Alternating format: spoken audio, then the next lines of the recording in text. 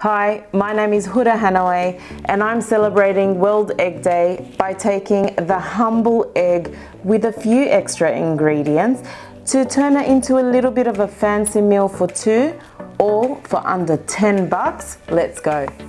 Roughly chop some parsley and spring onion. Get your pan on, butter and olive oil. You don't want the butter burning. Add potatoes, cumin seeds, salt and pepper and saute until golden. Throw in chili flakes and spring onions and toss a little more. It's time to create the beds for the eggs. Drop the eggs one at a time in their nests, cover the pan and cook for about 4 minutes or until whites are just cooked. Garnish with parsley and extra virgin olive oil. How good does this look? I'm ready to dig in. To get the recipe for this dish and heaps more, head over to australianeggs.org.au.